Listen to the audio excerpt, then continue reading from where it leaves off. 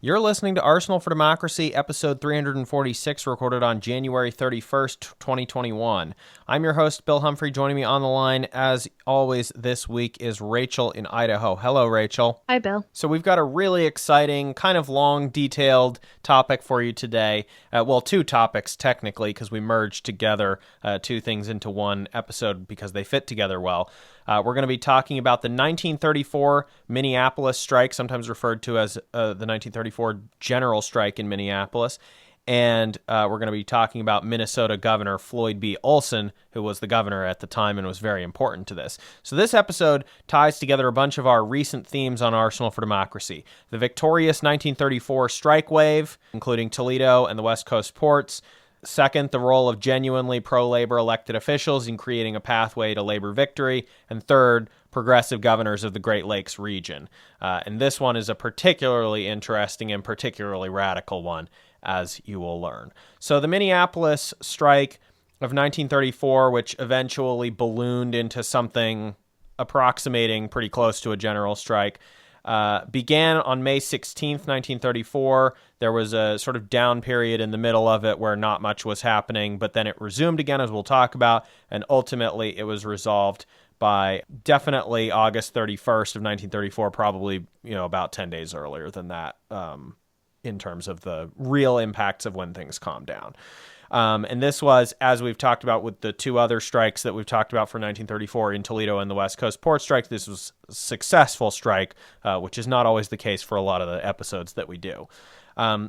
Another specific date to keep in mind as we talk about this narratively is going to be Bloody Friday. That was, like we had talked about with Bloody Thursday in San Francisco. This is Bloody Friday in Minneapolis on July 20th, 1934. And that is not even at the end of the strike. That's, almost kind of the midpoint of the strike. So let's go over the causes of this one. And this was a little bit tricky to figure out, unlike some of the more concrete ones that we just looked at in the West Coast ports and in Toledo.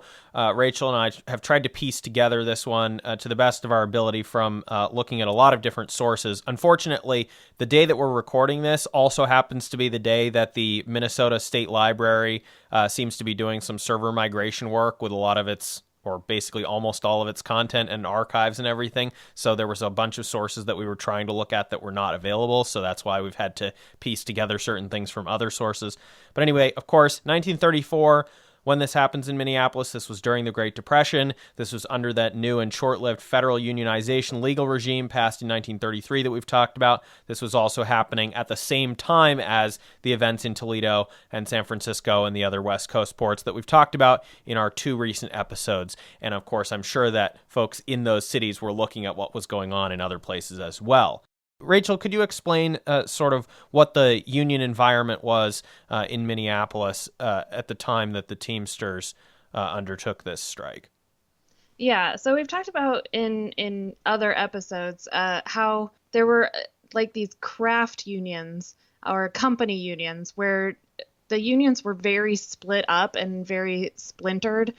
So there wasn't a lot of cross industry or cross job organization available at that time. So in Minneapolis, there were just groups that were dedicated to one type of trucker.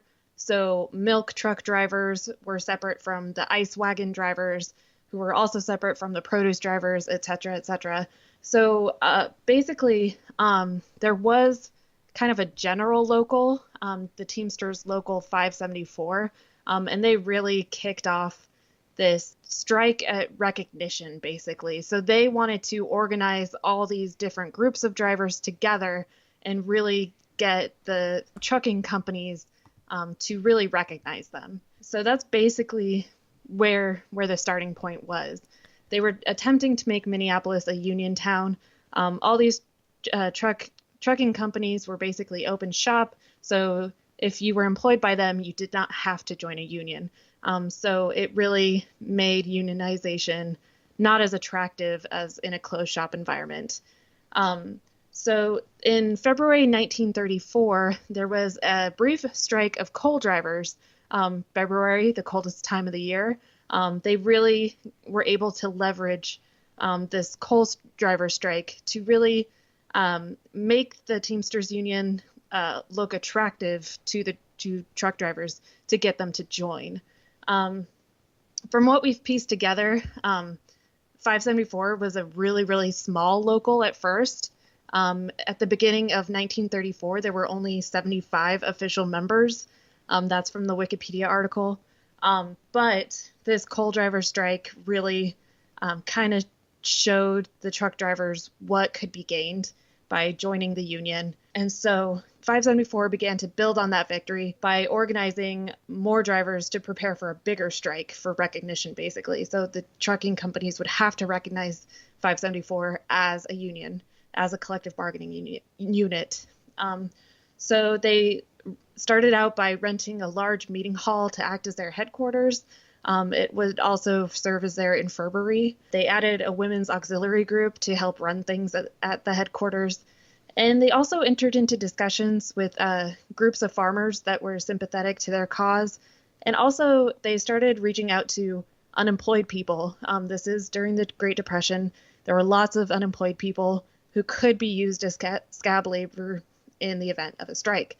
So by preemptively reaching out to these unemployed people, they were building support for the strike and also cutting down on the chance that the companies would bring in scab labor.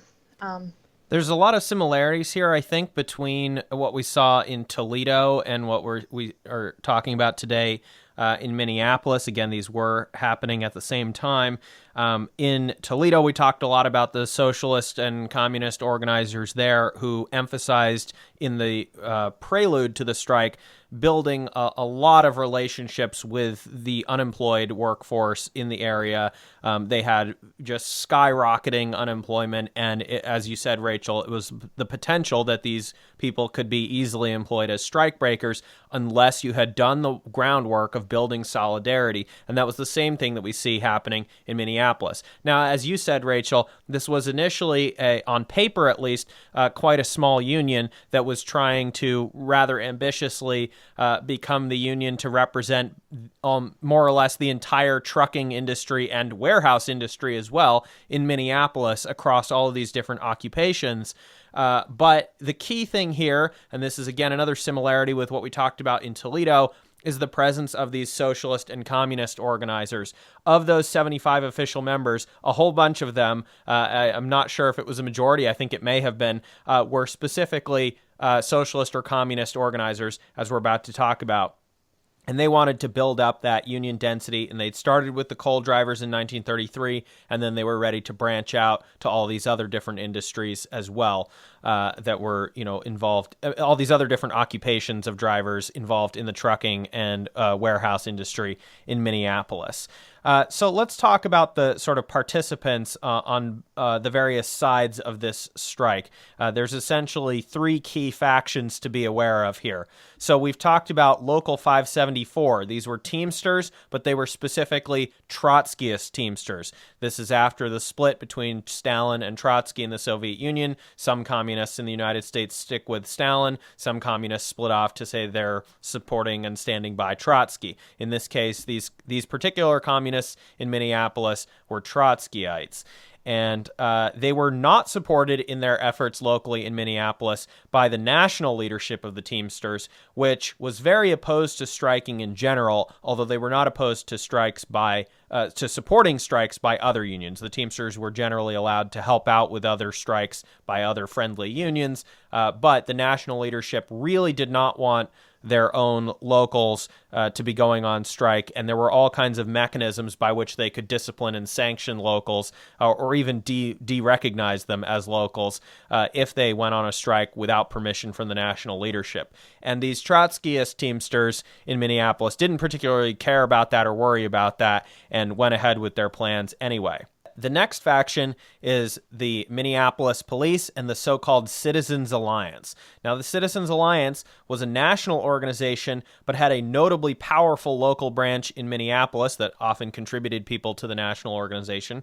And they were dedicated to preserving open shop business communities in Minnesota, which, as Rachel said earlier, means that union membership is not required to work. Now, the Citizens Alliance, you may not have heard of that, but you've probably heard of some of its partner organizations like the Chamber of Commerce or the National Association of Manufacturers. They had been around since the turn of the century, and they were aggressively anti-socialist.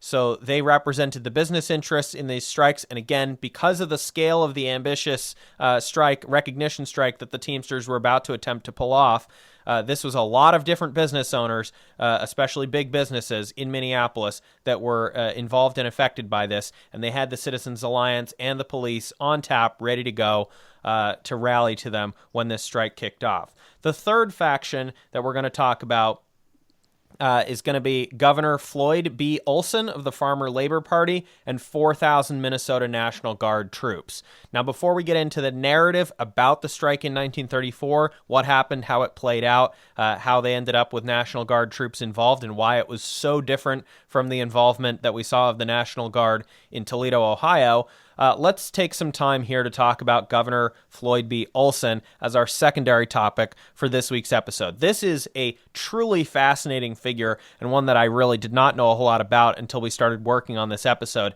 And, I was first kind of just skimming his Wikipedia bio, but I kept finding things that made me go look for various other sources. Again, there were a few sources that we weren't able to pull because of the state archives in Minnesota being down today while we were doing the research for this, but we still managed to find some really incredible research that other people have done on Governor Olson, and so we wanted to talk about him. So, as a quick reminder, when we're talking about the Farmer Labor Party, that was before the 1940s merger happened between the Democratic Party and the Farmer Labor Party into the Democratic Farm Labor Party of Minnesota that we have today.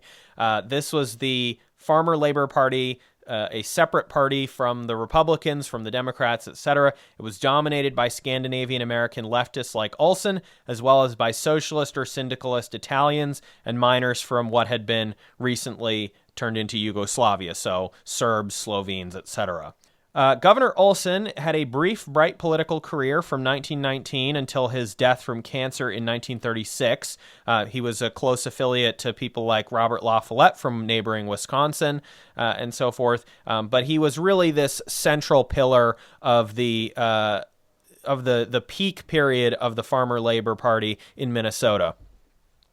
After dropping out of college, he had worked on the Northern Pacific Railroad and then joined the Industrial Workers of the World, the IWW, in Seattle while working as a stevedore. He came home to Minneapolis and went to law school after that. Again, I want to underscore this because I think it's important. We've talked about various progressive governors. We are now talking today about a syndicalist governor who got elected in Minnesota. You may hear often in discussions of FDR and the New Deal the notion sort of vaguely that he was able to pursue the New Deal because it was explicitly clear to the business interests in this community that if drastic action were not taken, that there was going to be much more revolutionary action taken. Oftentimes people will point to someone like Huey Long from Louisiana, but I think that if you look at Governor Floyd Olson, especially in the context of what we're going to be talking about today with the 1934 strike, it's very clear that it was somebody like Floyd Olson that was at least as much of a risk from the left rather than from the right or from a sort of more amorphous populism like Huey Long that was the significant threat to the organized interests of capital in this country.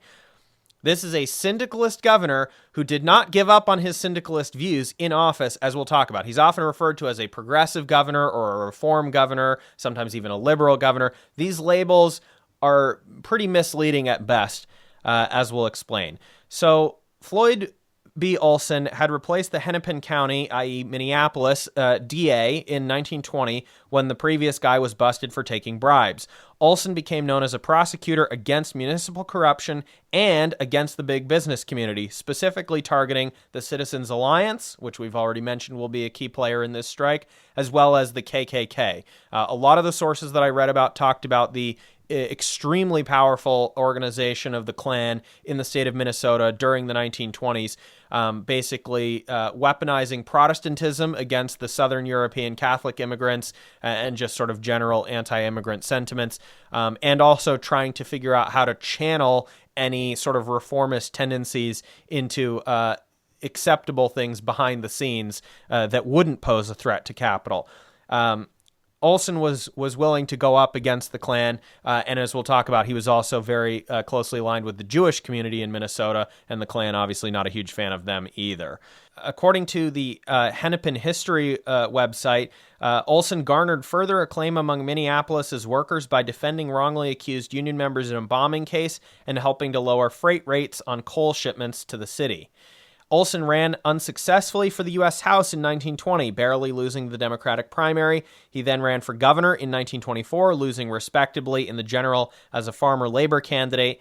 And then he ran successfully for governor in 1930 in, I think, a demonstration of how you can run for and then hold office as governor, or at least you could at the time that he was in, without compromising or repudiating all of your previous leftist views. He won a landslide election in 1930 to the governorship with a left liberal working class middle class coalition joining together the southern industrial cities with the northern militant mining towns and the rural farmers. He campaigned fluently in Yiddish in Jewish neighborhoods in Minneapolis and other communities, and he was not Jewish himself, but I found an interesting article from August 1933 in the Jewish Telegraphic Agency, which was very proud of him and his support for the Jewish people in Minnesota. And they had this to say: "Unassuming in manner, this governor who speaks Yiddish has come to be known both in his own state and throughout the nation as a standard bearer of the masses of the people. During the recent economic crisis, he used his executive powers to forbid foreclosures of mortgages on farms and homes. When this power was questioned, he caused the Minnesota legislature to enact a law preventing foreclosures, except in special cases for a 2-year period." Now, I went and looked up that part because I thought that was interesting, especially in today's context, and I found out that his initial action was a unilateral emergency order prohibiting further foreclosure actions by local sheriffs on the basis that foreclosures were a threat to the public order because they could spark riots. The legislature's codified foreclosure moratorium survived a U.S. Supreme Court challenge. Unlike the emergency order, the state courts overturned, and the legislation was extended all the way until 1942, well after his death.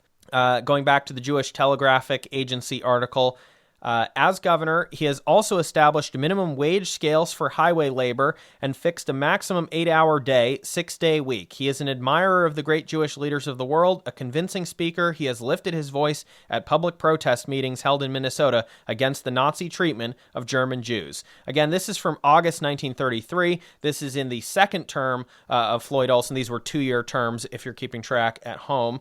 And this was in the period when FDR had already taken office in the White House, but it is important to remember that Olson, like FDR, was initially elected to the governorship in 1930, not long after the 1929 stock market crash in the early phases of the Great Depression, and so he was having to, as FDR did in New York, enact many pieces of emergency legislation and signing executive orders and so forth during the early phases under the Hoover administration before there was a New Deal under the Roosevelt administration federally. As a specific example of that, before the federal government banned yellow dog anti-union contracts in 1932, although that was actually under the Hoover administration, Olson had already banned these in Minnesota.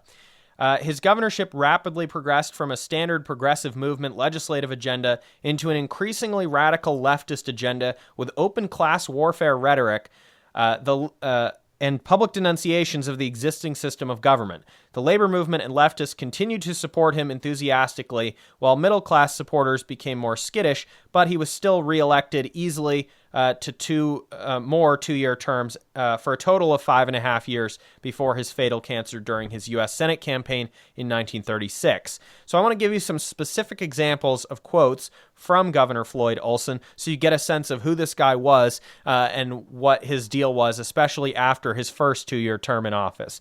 So, for his second inaugural address in January 1933, and this would have been several months before FDR took office as president, Olson said, quote, "The United States has created the greatest industrial system in the history of the world, but that system has concerned itself almost entirely with profit and has been blind or selfish insofar as the welfare of the mass of the people is concerned. We are assembled during the most crucial time for the nation and our state. An army of unemployed, an ever-increasing number of mortgage foreclosures, and thousands of people in want and poverty are evidences not only of an economic depression, but of the failure of government and our social system to function in the interests of common happiness of the people. Just beyond the horizon of this scene is rampant lawlessness and possible revolution. Only remedial legislation, nation and state, can prevent its appearance. And specifically, he called for, in this address, as he took office for his second term as governor, he called for a progressive income tax, which passed, and he also called for the creation of the state's first unemployment insurance system, which unfortunately died in the state Senate, but then I think was subsequently taken up at the federal level. In April 1933, which would have been during FDR's first 100 days in office, Floyd Olson delivered a speech to poor protesters outside the Minnesota Capitol in St. Paul as the legislature dithered ahead of the spring 1933 session. Quote, "I am making a last appeal to the legislature. If the Senate does not make provision for the sufferers in the state and the federal government refuses to aid, I shall invoke the powers I hold and shall declare martial law. A lot of the people who are now fighting relief measures because they happen to possess considerable wealth will be brought in by provost guard and be obliged to give up more than they would now. There is not going to be misery in this state if I can humanly prevent it.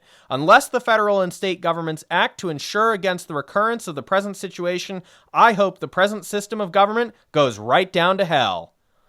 Time magazine, remarking upon this particular speech, noted Governor Olson's threat to attack misery by declaring martial law and confiscating private property was the first of its kind in the land. Newspapers picked up his words and headlines far beyond the borders of the state and made conservative readers shudder.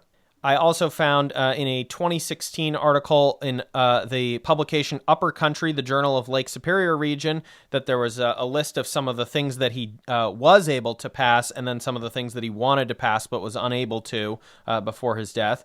He helped enact several new laws that benefited men and women across the state. These included a progressive income tax, a social security program for the elderly, equal pay for women, the right to bargain collectively, unemployment insurance, and a minimum wage. He was unable, however, to pass legislation that allowed for state ownership of grain elevators, meat packing plants, public utilities, or the iron mines.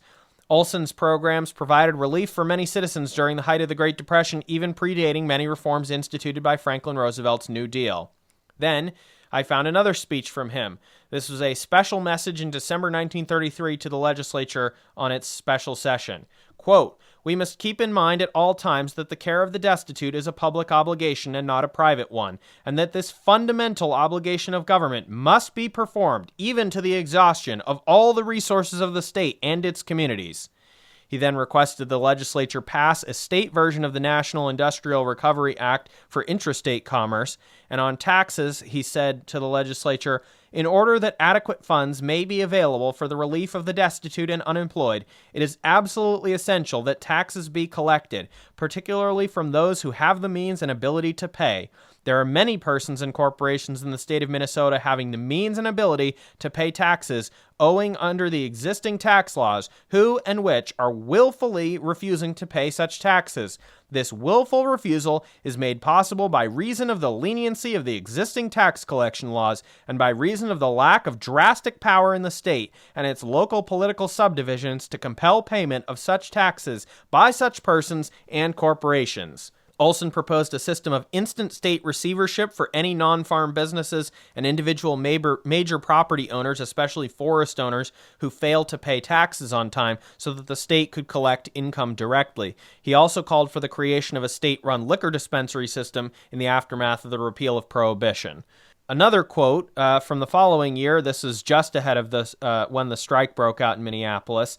In March 1934, he addressed the Farmer Labor Convention that was renominating him for governor for his third term. Quote, "I am not a liberal. I am what I want to be, a radical."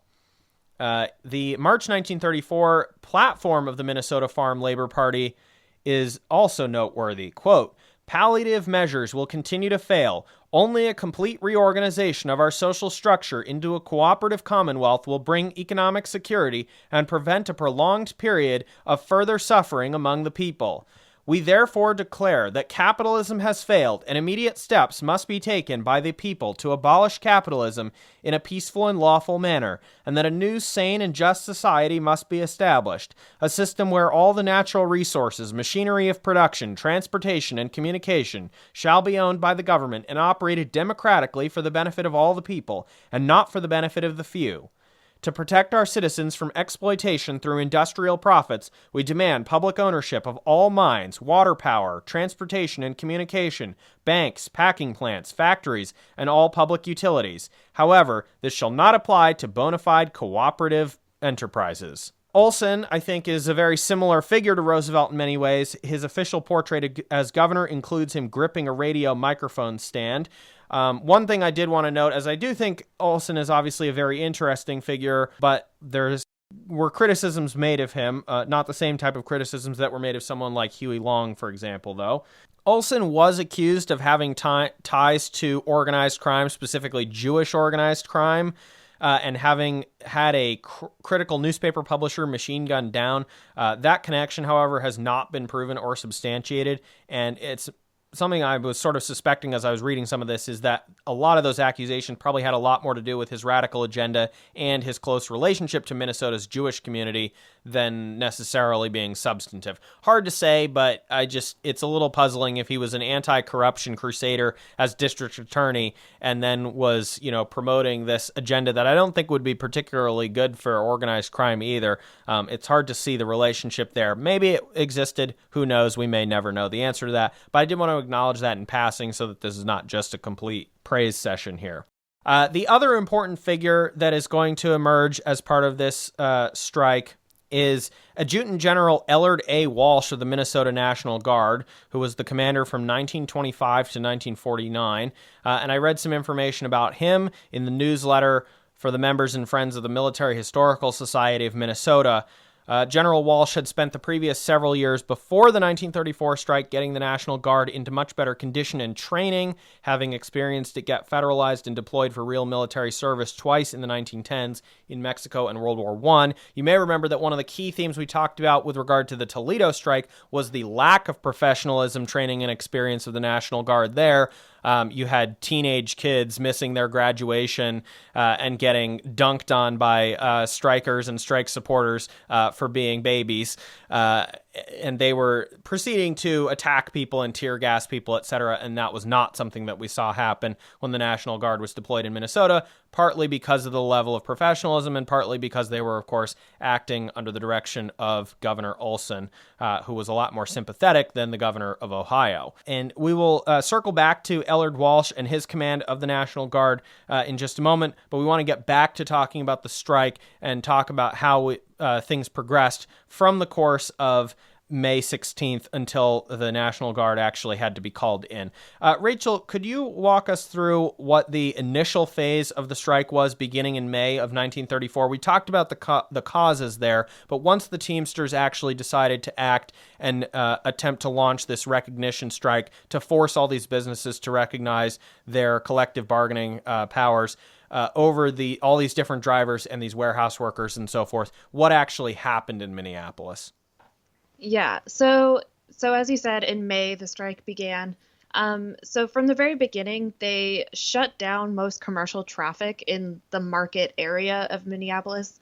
They did allow farmers to deliver their goods directly to grocers, bypassing this market district, basically. That was probably part of what these negotiations and talking to the leaders of these groups of farmers was all about, was creating these agreements and allowing them to move forward with their business. So local clashes with the police, private security in the form of these Citizens Alliance members, and scabs immediately started. Within just the same day, a few days, the police kind of cracked down. Within the first 4 days, hundreds of Citizens Alliance members were deputized by the police. So they would just basically roll up in trucks and attempt to get the goods trucks moving. The battle between picketers and strikebreakers over these trucks attempting to move their goods quickly turned into basically a general melee as each side's supporters joined the fray. Other trades started sympathy strikes, and the AFL provided support, both financial support, and they also allowed the strikers to organize in the AFL headquarters. And then the police, when the scab laborers and the strikebreakers were trying to move trucks, the police caravans would basically escort them in their own trucks. I think I read somewhere there was like this crazy ratio of police trucks to goods trucks. I think it was up to 40 police trucks per goods truck. Well, I think it was that initially in the beginning of the strike, they would have something like 50 police officers escorting a single truck. And later on in the strike, they would have as many as 40 police vehicles escorting these trucks in, which probably means even more officers involved. Right. And when these police actions happened, the strikers and their supporters would come in and basically try to get between the different police trucks. So basically, when the police were starting to fire on the picketers and their supporters, they basically got in the middle of the fray. So then the police were basically forced to aim at to potentially hit the police truck next to them. So they just created a lot of confusion to kind of make violence on the police side a little less attractive. But as we've seen in other strikes, the police were vastly outnumbering and outgunning the strikers. So a lot of the violence was fairly lopsided, with injuries on the striker side way outnumbering injuries on the police side.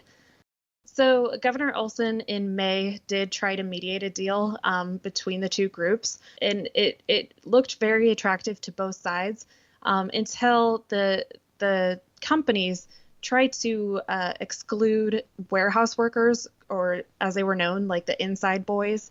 The truckers were really trying to get an agreement reached for everyone involved, both the inside and the outside workers. So this really kicked off the strike again.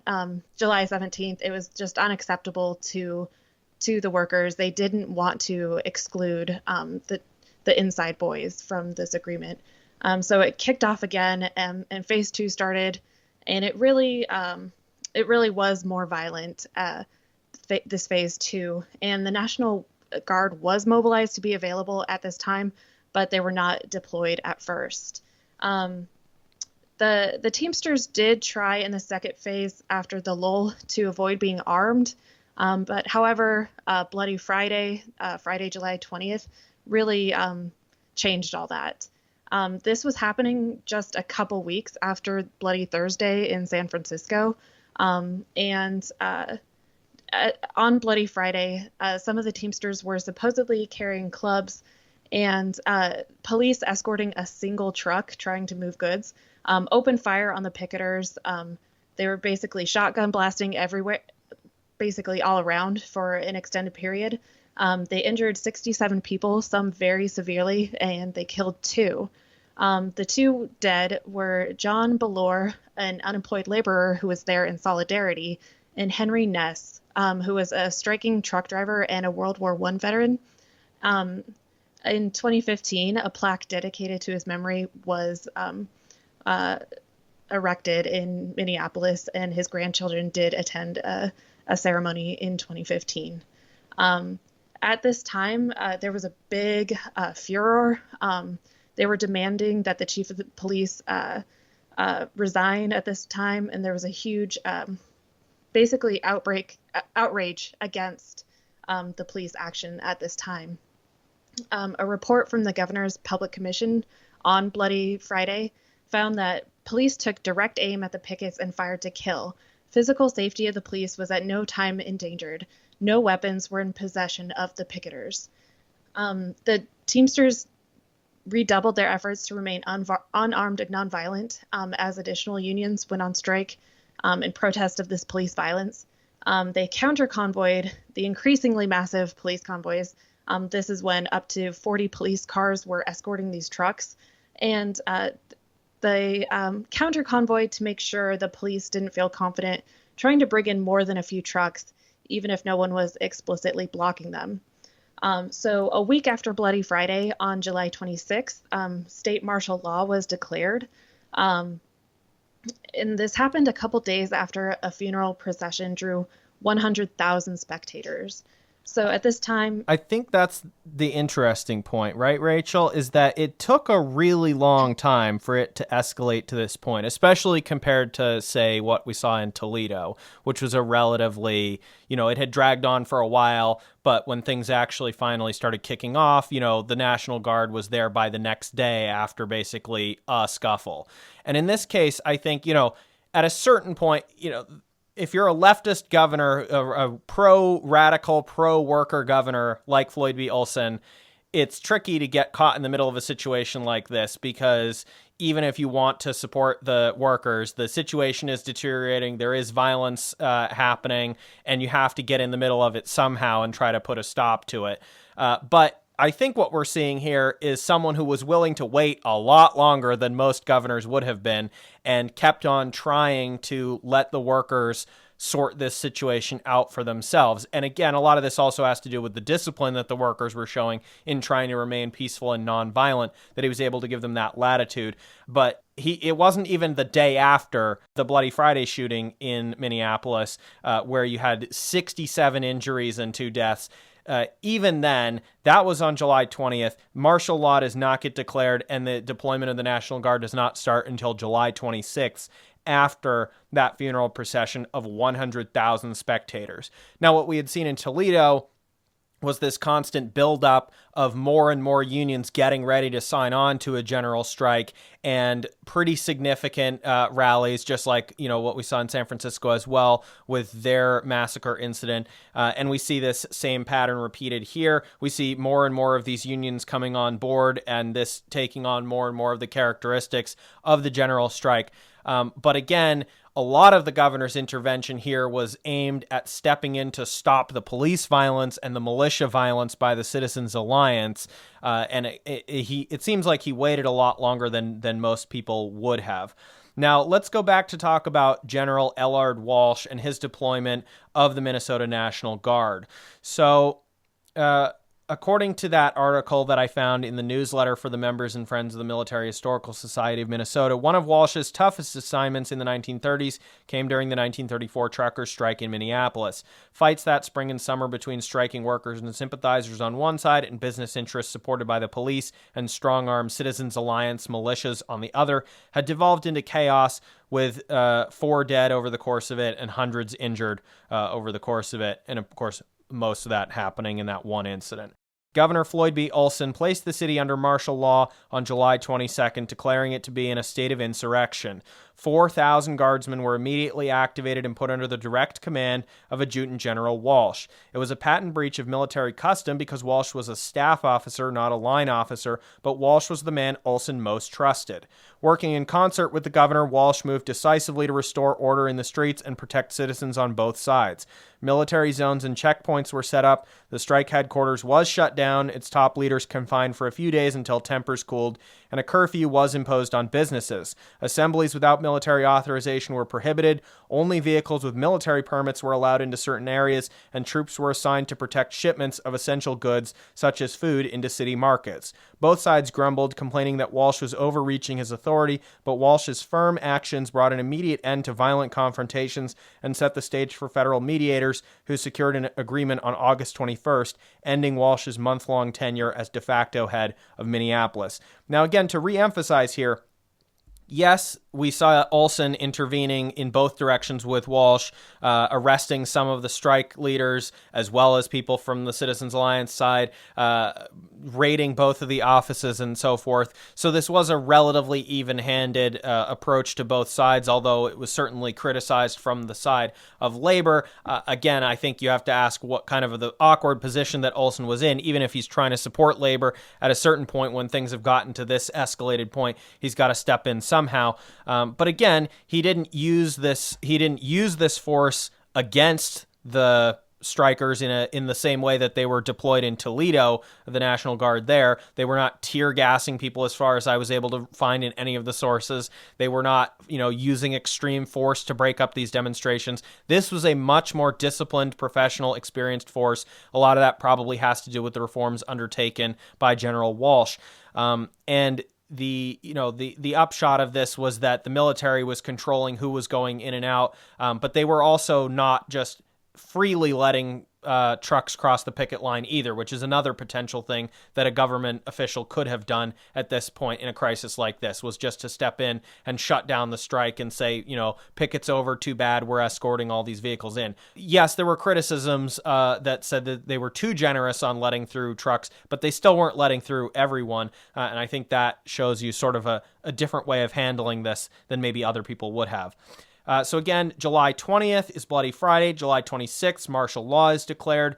FDR visits Minnesota, not the Minneapolis area, however, on August 8th, receives a briefing in person by Governor Olson. The Roosevelt administration, after August 8th, then begins leaning very hard on the Minneapolis business community to reach a settlement with the striking workers, threatening to withhold Great Depression relief dollars to uncooperative businesses via the Reconstruction Finance Agency if they did not agree to recognize the unions and bring an end to the labor dispute. I think that's important to emphasize as well. Remember that as early as May, as early as the end of May, there had been an initial settlement that the workers were basically willing to accept, where they were going to, they thought they were going to get their union recognized and all these workers incorporated into the union and so forth. And then they got screwed over by the employers, and then, no contract was reached, et cetera. And then the second phase of the strike kicks off on July 17th with a much more violence from the business community and the police side. In this case, we're talking about the federal government stepping in very significantly to try to pressure the business community to basically capitulate to all of these demands. That is relatively similar to what we saw in Toledo, but in this case, it seems like it was almost an unqualified victory for most of the demands, although they were slightly different demands that were being asked for in Minneapolis. The federal mediators finally obtained the assent of the Citizens Alliance to the biggest demands of the strikers on August 21st, ending the strike. The socialist Teamster organizers subsequently worked quickly to help other private sector unions in Minneapolis get off the ground to bring thousands of workers into union contracts after decades of open shop rule.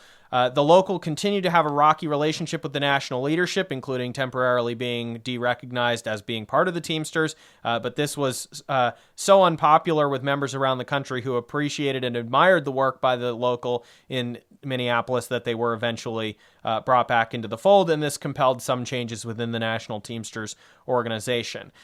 Rachel, could you talk a little bit more about some of the other sort of miscellaneous things that we found while we were putting together the sources for this?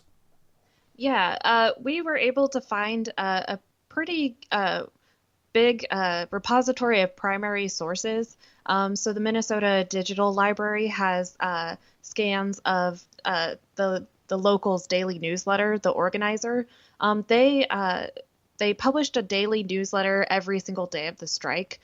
So they really were fighting the employers' propaganda, soliciting donations to the strike fund, and also they were highlighting labor struggles across the country, especially that West Coast longshoreman strike happening at the same time. They also published a list of demands of the strikers, and on August 22nd, after the agreement was settled, they published the terms that the agreement reached as well. There was also a publication called the Minneapolis Labor Review that was a newspaper published by the Trotskyists in the area. They also pointed out the local media's anti-striker bias during the reporting on the police violence. So that I found a headline that was pretty compelling. Daily papers hiding facts of massacre. And then the subhead was most of strikers shot in murder trap or hit in back. Some shot down for giving aid to the wounded. As we pointed out before, the news media at the time was very, very biased against strikers. And so it was good that there was a competing newspaper that was pushing back on this coverage at the time. All right. Well, Rachel, this was a fascinating topic, and I think another entry in the wow, how come I hadn't heard about this before category. Again, sometimes referred to as the 1934 general strike in Minneapolis, alternately the truckers' strike or the Teamsters strike. We might even refer to it as the 1934 Minneapolis martial law period, as I think that was a pretty significant development. And it's really interesting as well to hear about Floyd B. Olson's governorship, cut short by his cancer as he was hoping to head to the United States Senate. Another sort of interesting alternate history, what if there for sure. I mean, again, bear in mind, he and FDR both elected governor of their respective states at the same time early in the Depression. Maybe there's a different pathway where Olson ends up as the president enacting the New Deal, depending on the crisis conditions being slightly different or something like that. But just sort of a fascinating look at how to bridge that divide between the sort of reformism that was popular, the progressive era movement stuff that was still popular, with the actual sort of radicalism of being willing to say out loud, hey, capitalism has failed and we need to get rid of this entire governmental and constitutional system through peaceful means, but we need to replace it with something else. And then kind of seeing this radical strike not get intervened against super harshly in the way that we saw happen in so many other places. So Rachel, did you have any other closing thoughts on this before we go? Yeah, like you said, I'm glad I read about Governor Olson. Yeah, I've never heard of him before, but it sounded like he was a really a spitfire, basically, a really inspiring person to learn about, and I definitely want to dig deeper into some of his speeches. And it's really interesting to see a leftist radical attaining a pretty high statewide office. Interesting to consider whether or not it could be a potential model for something today or whether it's just not relevant because the conditions are so different. I think there's arguments to be made in favor of both. Rachel, thank you so much for being on again this week for our free episode at arsenalfordemocracy.com. Thanks for having me.